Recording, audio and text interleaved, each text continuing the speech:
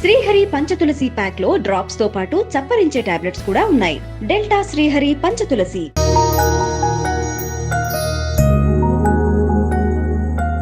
Hello guys, welcome to I dream. నేను మీ నందు. ప్రపంచంలో తల్లిని మించిన దైవం లేదు అంటారు. మరి అటువంటి తల్లి గురించి ఎంత మాట్లాడుకున్నా తక్కువే. మనం తిన్నా తినకపోయినా మన కడుపు నింపి మన సంతోషంలో తన సంతోషాన్ని వెతుక్కుంటుంది తల్లి. మరి అటువంటి తల్లి గురించి పరిచయం చేసే ప్రత్యేక ప్రోగ్రామే మన ఈ లవ్ యూ అమ్మ. మనతో పాటు ఇవాళ ఉన్నారు లేడీ సింగం డిఐజీ సుమతి గారు. నమస్తే మ్యామ్, ఎలా ఉన్నారు? I'm fine. మిమ్మల్ని లేడీ సింగం అని ఎందుకు అన్నానంటే, మేము కామన్ పీపుల్గా మాకు మీరు సింగంలానే కనిపిస్తారు. మీరు అలానే ఉండాలి మ్యామ్. మ్యామ్, ఎంత మహాముని అయినా అమ్మవాడి పసివాడే అని లిరిక్స్ కూడా మనం విన్నాము. అలా సుమతి గారు ఎంత పెద్ద ఐఏఎస్ ఆఫీసర్ అయినా కూడా మీ మదర్కి చిన్న పాపలానే చూసుకుంటూ ఉంటారు. సో ఒక్కసారి మీ వర్డ్స్లో తల్లి అనే పదానికి అర్థం ఏంటి? నాకు తల్లి అంటే ఇట్స్ ఎవరికైనా, మీకైనా నాకైనా, మామూలుగా ప్రపంచానికైనా కూడా తల్లి ఈజ్ ఈక్వల్ టు లవ్ కదా, ప్రేమ. ప్రేమకు పర్యాయ పదం తల్లి. అఫ్కోర్స్ తండ్రి కూడా అనుకోండి, బట్ తల్లి కనెక్ట్ ఈస్ డిఫరెంట్ కదా. From a womb, it starts from the womb కాబట్టి. మ్యామ్, ఒక్కసారి ఆడియన్స్ అందరి కోసం అమ్మ ఏం చేస్తుంటారు? అమ్మగారి పేరు?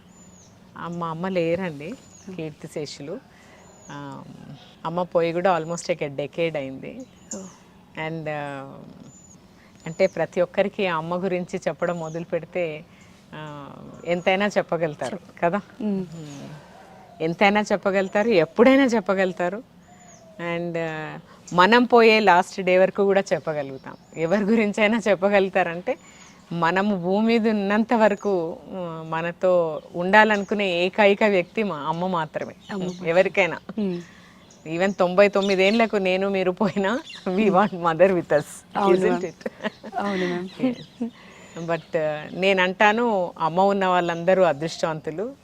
అమ్మ ఎంతకాలం ఉంటే అంత ఎక్కువ అదృష్టం చేసుకున్నట్టు. అండ్ దైవంతో సమానం కాదు, దైవం కంటే ఎక్కువ అమ్మ. ఎందుకంటే మన ఎదురుగా ఉండే, మనతో నడిచి మనకు జన్మనిచ్చిన దైవం మనకు తెలియదు కదా.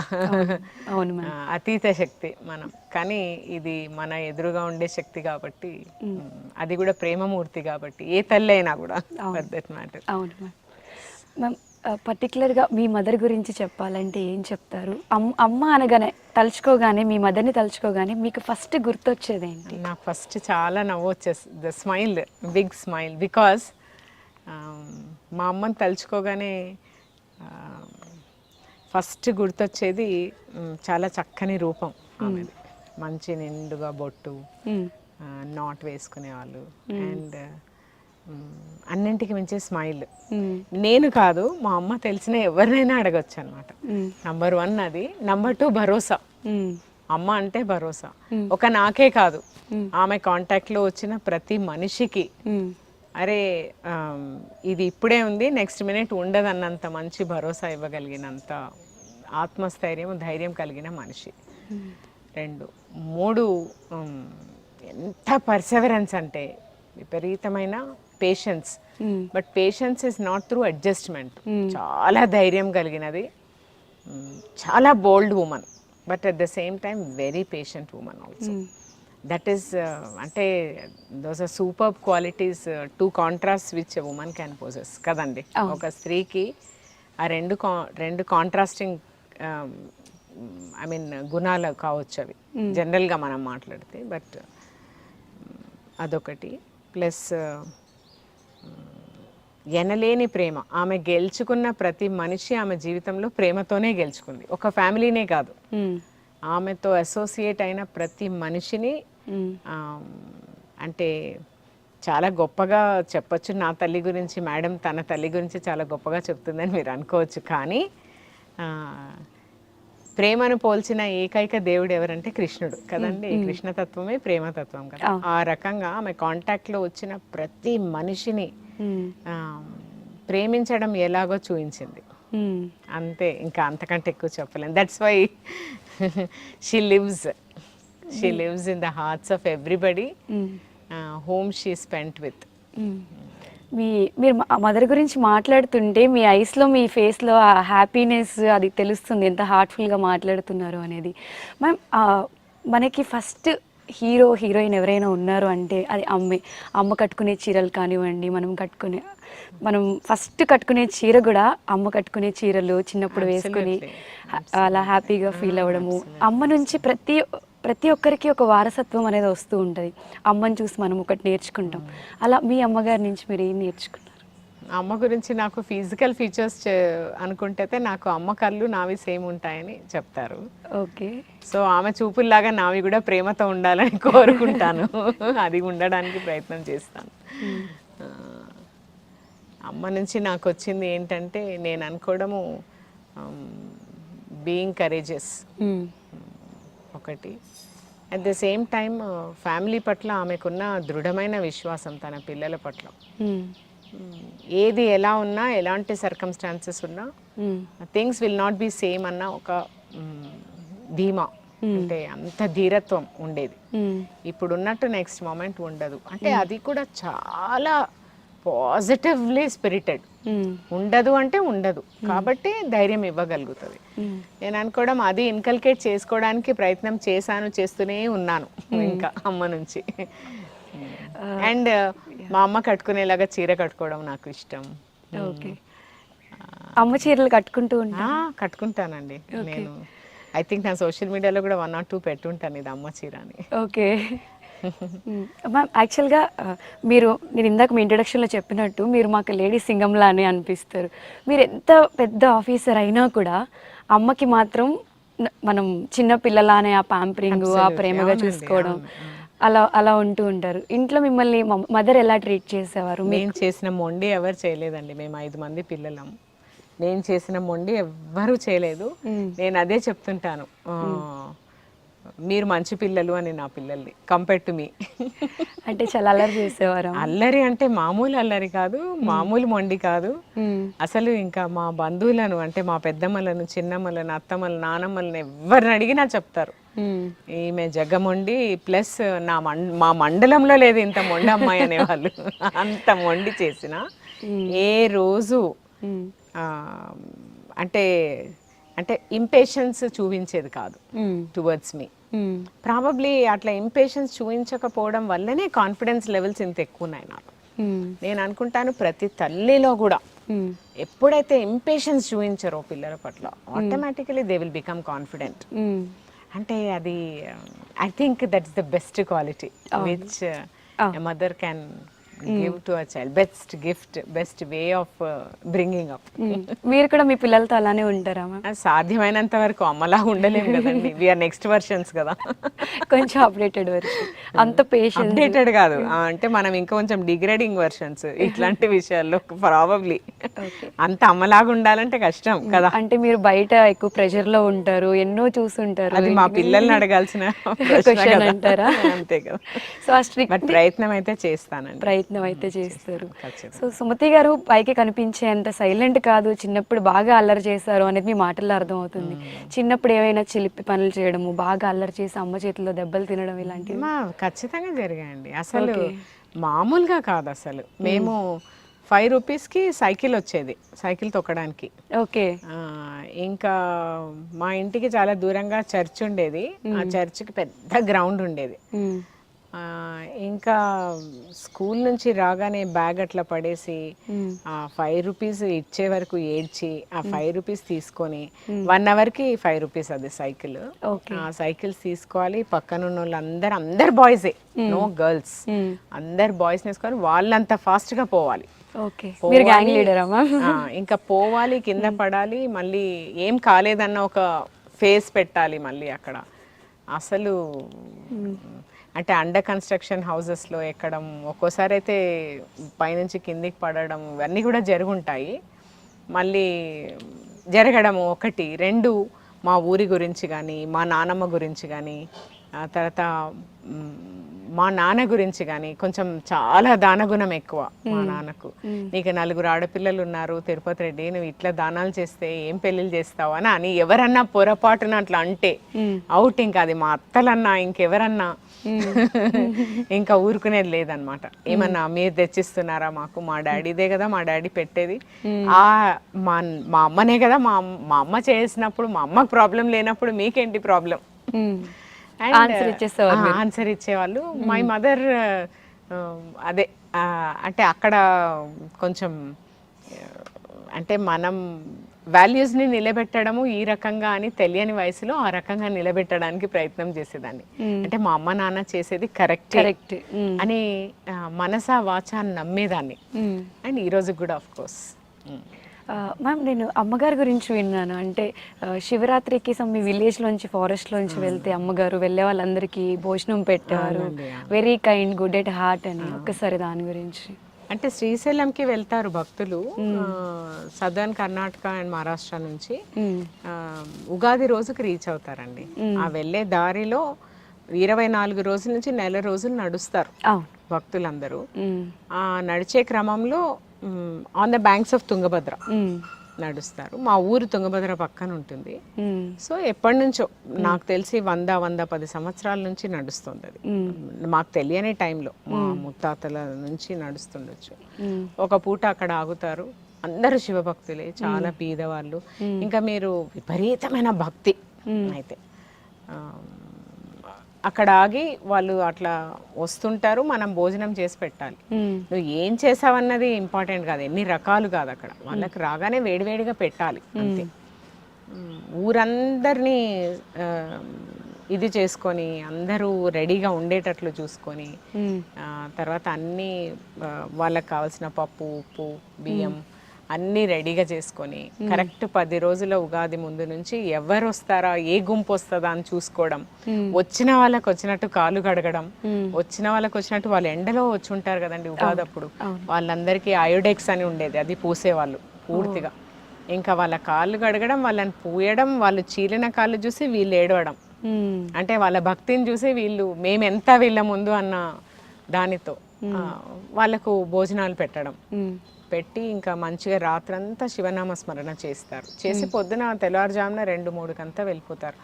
అంత 100 మందికి 1000 మందికి ఏ రోజు కూడా అరే నాకు ఇంతమంది ఆడపిల్లలు ఉన్నారు, ఇంత ఖర్చు ఉంది. ఉట్టి వ్యవసాయ ఆధారిత కుటుంబం.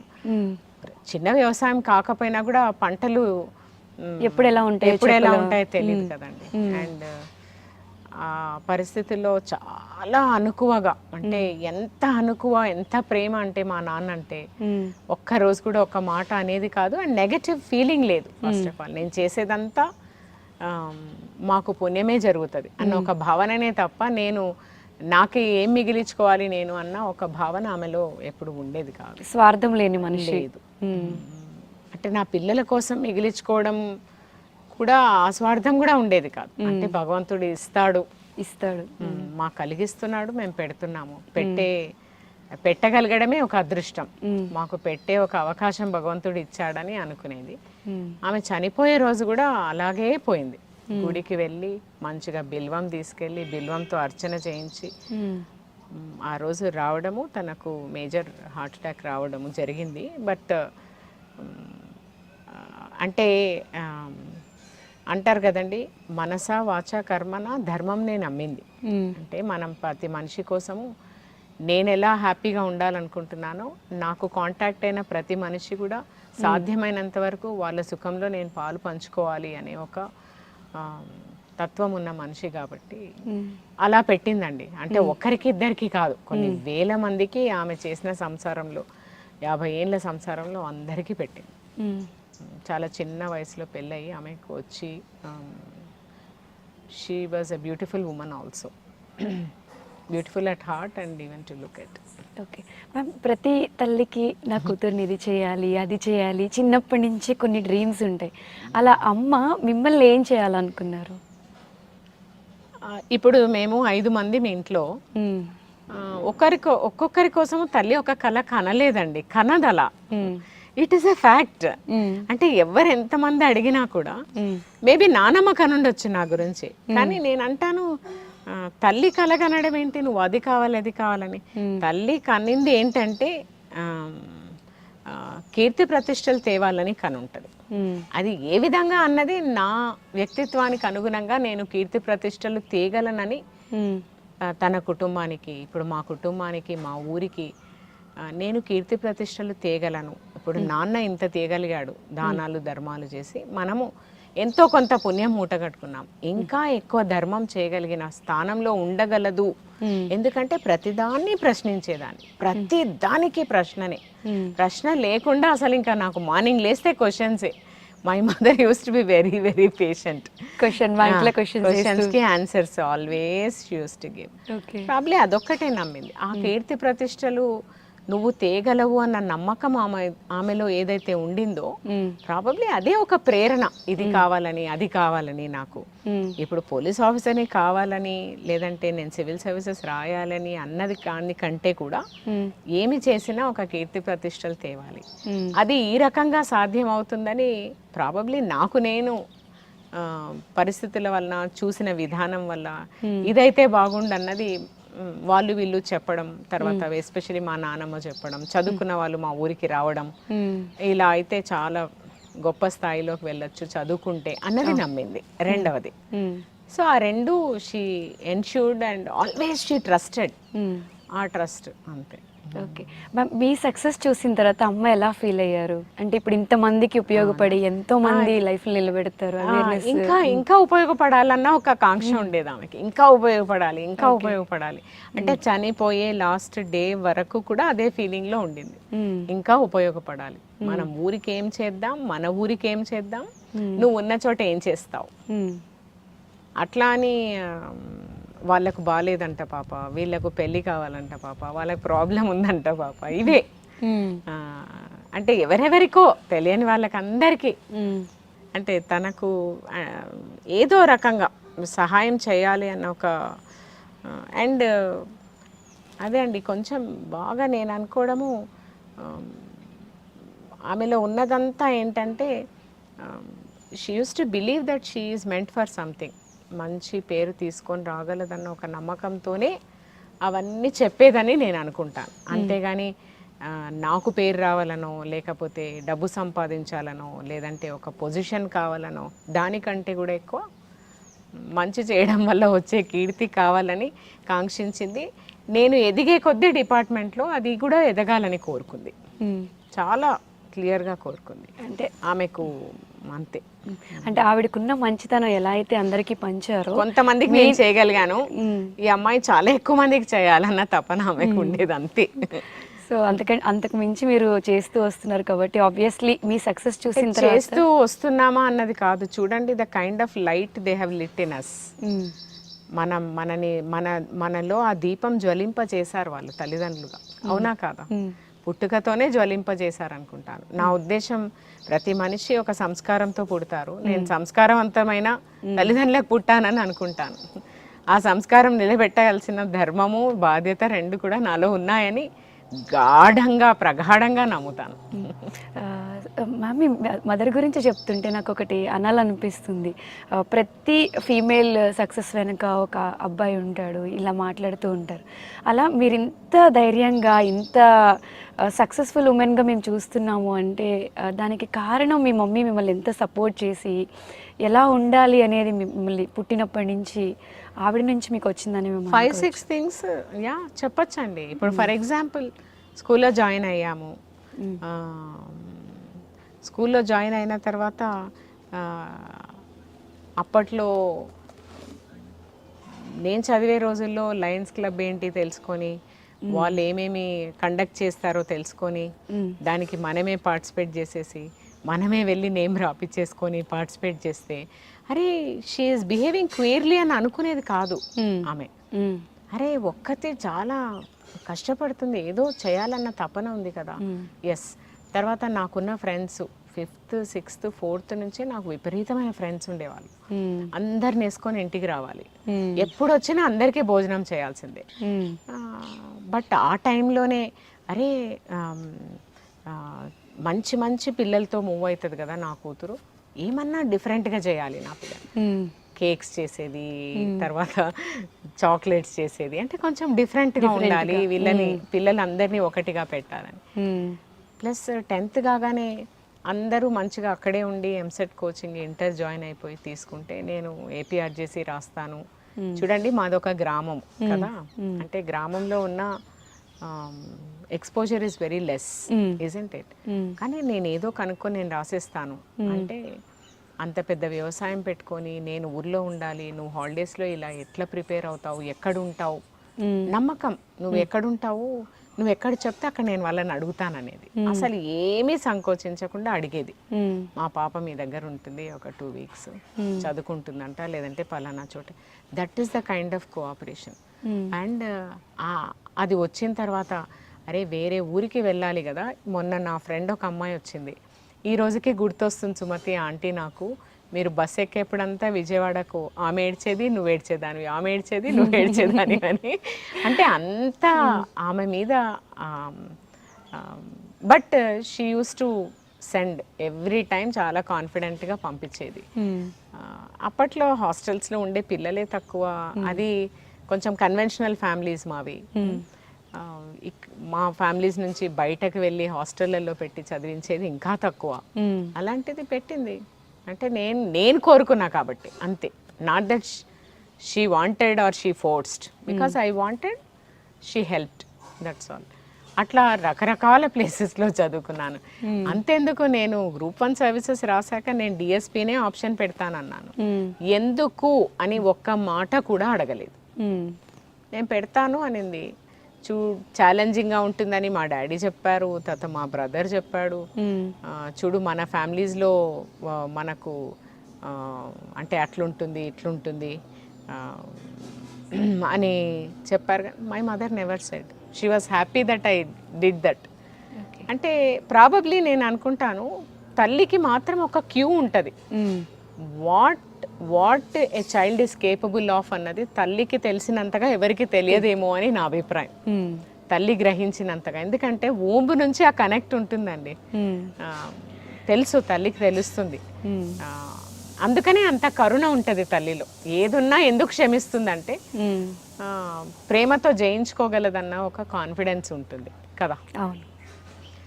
అప్పుడు అలాగే తర్వాత జాయిన్ అయిన తర్వాత కూడా డిఫరెంట్ ప్లేసెస్లో డిఫరెంట్ థింగ్స్ నేను ఎన్కౌంటర్ అయినా. ఒకటి నాకు ఇచ్చిన అడ్వైజ్ నా ఎంటైర్ లైఫ్లో తనంటూ ఇచ్చిన అడ్వైజ్ ఏమంటే, always family is very important. అదొక్క అడ్వైజే ఆమె వేరియస్ పోస్టింగ్స్లో ఉన్నప్పుడు కూడా, ఆమె చదువుకొని ఉండకపోవచ్చు, ఆమెకు పోలీస్ డిపార్ట్మెంట్ అంటే ఏమో తెలియకపోవచ్చు, బట్ ఆమె చెప్పింది ఏంటంటే ఖచ్చితంగా బ్యాలెన్స్ ఏ రకంగా చేసుకోవాలంటే, నీ ఫ్యామిలీలో ఎవరిని కూడా నువ్వు నొప్పించకూడదు, నీ భర్తను కావచ్చు, నీ అత్తమామలను కావచ్చు, ఆ రకంగా నువ్వు బ్యాలెన్స్ చేసుకోవాలి లైఫ్లో. అలా చేసుకోవడానికి మేము ఏం హెల్ప్ చేయగలిగితే అది చేస్తామనేది. అండ్ దట్ ఈస్ వాట్ ఎన్ని ల్యూరింగ్ ఉన్న డిపార్ట్మెంట్లో ఎలా బ్యాలెన్స్ చేసుకోవాలి అన్న దాని గురించి ఆలోచన ఖచ్చితంగా ఉంటుంది. ఎందుకంటే తల్లి అంత సూక్ష్మంగా చెప్పింది కాబట్టి అని అనుకుంటాను నేను. మ్యామ్, అసలు అమ్మ అనగానే మనకి అమ్మ చేసే వంటలు గుర్తొస్తాయి. అలా అమ్మ చేసే వంటల్లో మీకు బాగా నచ్చిన వంట, అమ్మ చేసినట్టు మీరు ఏమైనా కుక్ చేస్తారా? పర్టికులర్ అమ్మ స్పెషల్? మా వైపు నడిగడ్డ కదండి మాది, అంటే తుంగభద్ర అండ్ కృష్ణ మధ్యలో ఉండే ప్రాంతం మా ఊరు. అక్కడ ఒక వంటకం చాలా ఫేమస్, 2 వంటకాలు. ఒకటి చప్పడిపప్పు, జోరుపప్పు అంటారు, 2 పచ్చిపులుసు. ఈ నార్త్ తెలంగాణ లాగా చెయ్యరు మా పచ్చిపులుసు, చాలా చిక్కగా ఉంటుంది. అంటే పల్లీలు నువ్వులు 2 వేసి బెల్లం వేసి చేస్తారు, చిక్కగా ఉంటుంది, అదొకటి. తర్వాత జోరుపప్పు అంటే ఏం లేదండి, మంచి గట్టిపప్పుని అది లూజ్గా చేసి దాంట్లో ఏమి కారం వేయరు, ఉట్టి తిరగమాత వేస్తారు అంతే. అండ్ నెయ్యి వేస్తారు తిరగమాతలో, చాలా కొత్తిమీర వేస్తారు. ఇట్స్ అ వెరీ టేస్టీ చారు. బట్ అందరి చేతిలో ఆ టేస్ట్ రాదు, మా అమ్మ టేస్ట్లో వచ్చినట్టు probably. And that is something which I like. మీరు ఎన్ని నాన్ వెజిటేరియన్ పెట్టినా దాని ముందైతే ఇంకేది సాటి సరిపోదు. And sweets also use to prepare very very well. మా వైపు భక్షాలు చాలా ఫేమస్. ఓలిగలు అంటారు కదా, ఓలిగలు అంటారు, లేదంటే బొబ్బట్లు అంటారు. బొబ్బట్లు బట్ మావి చాలా పల్చగా ఉంటాయి అన్నమాట మా వైపు. ఇటు నుంచి మొదలు పెట్టుకుంటే, గద్వాల నుంచి మొదలు పెట్టుకుంటే ఆదోని వరకు, అర్స్ట్వైల్ ప్రాంతం అంతా, కర్ణాటక ఆనుకొని ఉండే ప్రాంతం అంతా ఇది చేస్తారు. అవును అవును మ్యామ్, అది కూడా బాగా చేస్తుంది. బొబ్బట్లు ఫేమస్ అయితే. అమ్మ మిమ్మల్ని ముద్దుగా ఏమైనా పిలుస్తూ ఉంటారా నేమ్స్తో? చిట్టమ్మ అనేది. చిట్టమ్మ, ఇది ఎవరికి తెలియని సీక్రెట్. చిట్టమ్మ అని పిలుస్తూ ఉంటారు మ్యామ్. యాక్చువల్గా తెలుసో తెలియక మనము మదర్ని హట్ చేస్తూ ఉంటాము కొన్ని సందర్భాల్లో. అలా బాగా బాధపడి అమ్మ కన్నీళ్ళు పెట్టుకున్న సందర్భం ఏదైనా ఉందా? అమ్మ పెట్టుకుందో లేదో కానీ మనకు మాత్రము ఆ స్టేజ్ దాటిపోయిన తర్వాత అది గుర్తొస్తే చాలా మనస్తాపం ఉంటుందండి. మీకు చెప్పినట్టు చాలా పెద్ద ఫ్యామిలీ మాది, అంటే మేమే 5 మందిమి, చాలా పెద్ద వ్యవసాయము, 24 గంటలు ఎంతమంది పని వాళ్ళు ఉన్నా చాలా పని ఉండేది. 4 ఆడపిల్లలం అంటే ఎంత పనో చూడండి. అంటే అందరి బట్టలు, అందరి స్కూలు, అందరివి ఇవి. ఒక్క రోజు కూడా, even 1 day I don't remember నువ్వు నాకు ఇది హెల్ప్ చెయ్యి అని అడుగుండదు. She only used to do, లేదంటే ఎవరితో అయినా మంచిగా చెప్పి పనులతోనో అట్లా చేయించుకునేది. తనే చేసేది వంట వరకు. ఏ రోజు కూడా, ఒక్క రోజు కూడా నాకు అసలు గుర్తులేదు నువ్వు నాకు హెల్ప్ చెయ్యి అన్నది. ఈ రోజు అనిపిస్తుంది, అరే ఒక్కటి ఎట్లా చేసుకునేది ఇంతమందికి. ఒక్క రోజు కూడా తనని నేను హెల్ప్ చేస్తాను అని ఎందుకు అడగలేకపోయాను అంటే, కనీసం ఆ స్పృహ కూడా లేదనమాట అమ్మని అడగాలి అని. అట్లాంటివి చాలా ఉన్నాయి. ఫర్ ఎగ్జాంపుల్, నేను కరెక్ట్ తను చనిపోయే టైంలో ఆమెకు సర్పంచ్ కావాలని చాలా పెద్ద కోరిక ఉండేది. నావన్నీ అయిపోయినాయి బాధ్యతలు, నా ఊరికి పొలిటికల్గా కూడా నేను సేవ చేయాలి అని అనుకుంది. ఆమె యునానిమస్గా సర్పంచ్ ఎలెక్ట్ అయింది. నెక్స్ట్ డే అనౌన్స్మెంట్ ఉంది. కాకపోతే ఆమె ఎప్పుడైతే నిర్ణయించుకుందో నేను సర్పంచ్గా నిలబడాలి అని, అది అస్సలు ఇష్టం లేని డెసిషన్ నాకు. నీకు అవసరం లేదు. Yesterday I was telling to one of my cousins same thing. నీకు అస్సలు అవసరం లేదు ఈ ఏజ్లో. నీకు ఏం హెల్ప్ చేయాలి ఊరికి చెప్పు, మేము చేస్తాం. నీకు ఏం చేయాలి, ఇది కావాలంటే అడుగు, మేము చేస్తాం అందరం. బట్ నువ్వు that is not something for us అని చెప్పినప్పుడు, అయినా కూడా తను షీ వెంట హెడ్, యునానిమస్గా అయింది. నేను మాట్లాడలేదు. I don't talk. నువ్వు ఇది కంటెస్ట్ చేస్తే నేను మాట్లాడనని చెప్పాను. మాట్లాడలేదు నేను. ఆ రోజు నేను ఎక్కడో కాల్కటాలో ఉన్నాను ఆన్ సమ్ మా వర్క్ మీద. ఆమెకి ఇక్కడ హార్ట్ అటాక్ వచ్చింది. I don't talk for 1 week before that. ఈ రోజుకి కూడా తలుచుకుంటే, అంటే 2 దీంట్లో నేను నేర్చుకున్నది ఏంటంటే, ఒక స్త్రీ ఆమె అన్నీ అయిపోయిన తర్వాత తను యాక్చువల్గా ఏంటో అది ఎక్స్ప్రెస్ చేయాలనుకుంది, అంతే కదా. నేను నిలబడాలి ఊరికి అనుకుందంటే, నా ధైర్యానికి, నా సేవా తత్పరకి, తర్వాత నేను 10 మందికి హెల్ప్ఫుల్ అని ఏదో ఒక టైంలో రికగ్నిషన్ కావాలని అనుకొని probably she would have asked. But ఆ టైంలో నాకు అది గుర్తించేంత డెప్త్ కానీ, నాకు ఎంతసేపు ఉన్నా కూడా మా అమ్మ సుఖంగా ఉండాలి, సుఖం అంటే ఏంటో నేను నిర్వచించాను, కానీ ఆమె విషయంలో ఆమె సుఖం అంటే ఏమనుకుందో అది నేను అర్థం చేసుకోలేకపోయాను. That pains me even till today. If I think I should have just left her, be her like what she wants. ఆమె ఏం కావాలనుకుంటుందో అలా సరే మేమందరం నీతో ఉన్నామని ఒక మాట అని ఉంటే ఎంత బాగుండేది, ఆమె ఎంత హ్యాపీగా ఉండేది అన్న ఒక అట్లా ఉన్నాయి చాలా. ఎందుకు ఉండవండి, ప్రతి పిల్లలకు ఉండొచ్చు. బట్ అమ్మ విషయంలో మీరు బాగా ఇలా జరగకుండా ఉంటే బాగుండేది అని బాధపడిన సందర్భం ఏదైనా ఉందా? చనిపోకుండా ఉంటే బాగుండేది. ఇంకా నాకు జీవితంలో ఏదైనా బాధ అనేది ఉంది ఈరోజు అంటే అమ్మ లేకపోవడం తప్ప వేరేది ఏం లేదండి. అంతే. We lost her. అంత ఉత్త పుణ్యానికి పోగొట్టుకున్నాం ఆమె.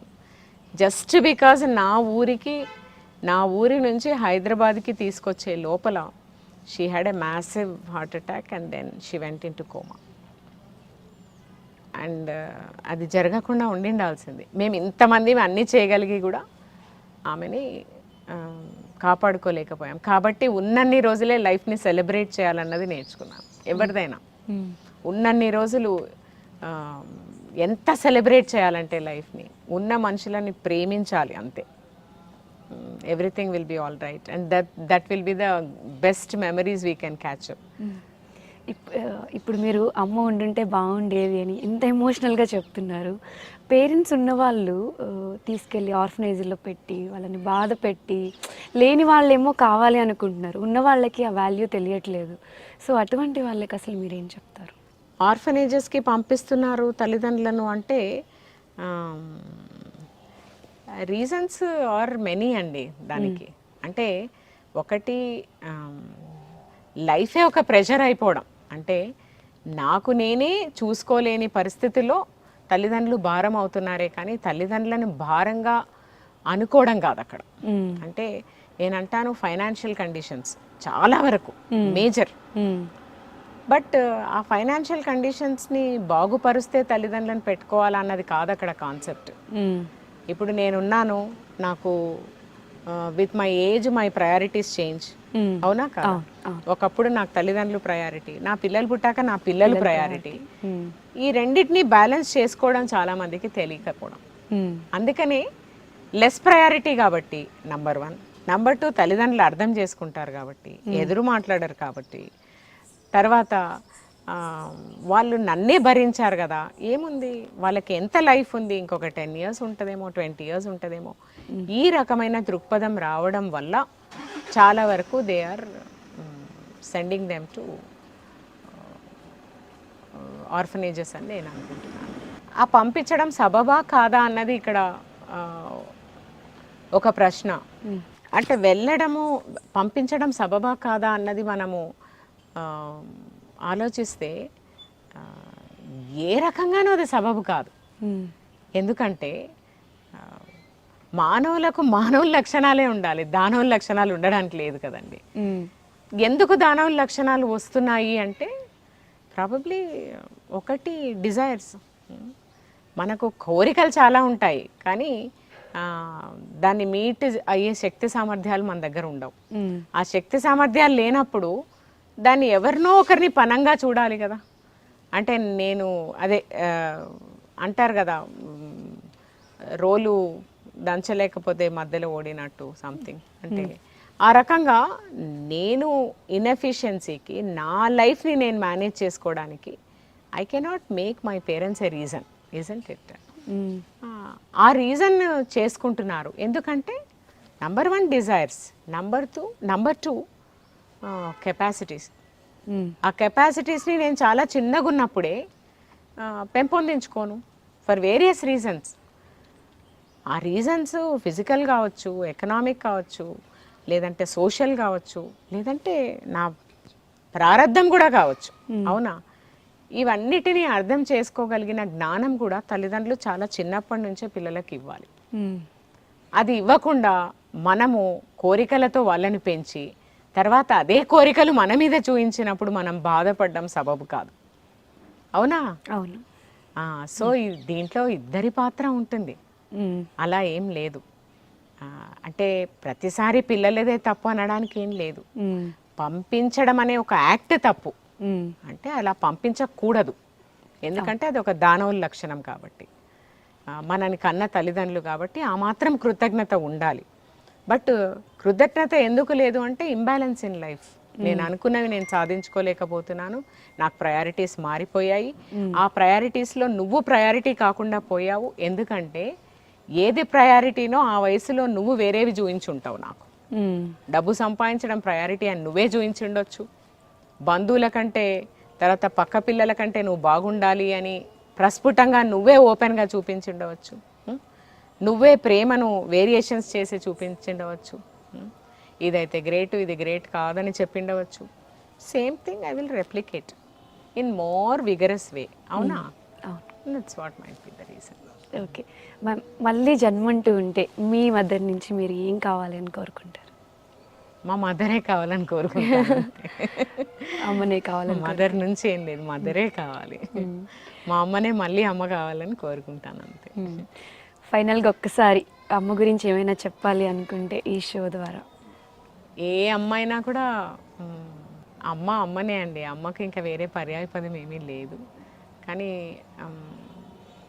ఈ షో పరంగా నేను చెప్పగలిగింది అంటే అది కూడా అమ్మ లేదు కాబట్టి ఈరోజు అమ్మ అంటే ఏంటో ఇంకా బాగా చెప్పగలిగిన దాన్ని కాబట్టి, అమ్మని ఉన్నన్ని రోజులు అమ్మతనం అనుభవించడం అంతకంటే మించిన అదృష్టం ఇంకొకటి ఉండదని నా భావన. ఇంకా వేరే ఏ అదృష్టాలు అక్కర్లేదు, అమ్మ ఉంటే చాలు. కాబట్టి అమ్మని గురువు కంటే దైవం కంటే ఎక్కువగా భావించిన వాడు నేను అనుకుంటాను పుణ్యాత్ముడు. ఐ మీన్ ఒక హిందువుగా చూస్తే కర్మ సిద్ధాంతాన్ని బిలీవ్ చేస్తే, లేదు అది కాకుండా పోయినా కూడా జన్మనిచ్చింది కాబట్టి అంతకంటే గొప్ప కార్యం దేవుడు కూడా చేయలేడు. కాబట్టి ఆమెకు ఎన్ని వేల కోట్ల సార్లు మనము కృతజ్ఞత చూపించినా తక్కువే. అంటే అమ్మకి ఎందుకు కాలు మొక్కాలి, అమ్మని ఎందుకు ప్రేమించాలి, అమ్మ చెప్పింది ఎందుకు వినాలి? అమ్మ పర్ఫెక్ట్ హ్యూమన్ బీయింగ్ కాదు, బట్ అమ్మ కంటే లవబుల్ హ్యూమన్ బీయింగ్ ఇంకొకరు ఉండరు. సో అండ్ ఎక్కడో ఉన్న మా మదర్ ఇప్పుడు నాకు మా అందరికీ ఏంజల్. సో వి బిలీవ్ అంటే నేను ఇంకా ఇక్కడే ఉందని అనుకుంటాను. ఎందుకంటే ఆమెలో ఒక్క బీజం అయితే నేను కాబట్టి అలా 5 మంది బీజాలు ఉన్నాము. కాబట్టి అమ్మ ఇక్కడే ఉందన్న ఒక భావనతో సెలబ్రేట్ చేసుకుంటాము ఆమె లైఫ్ని.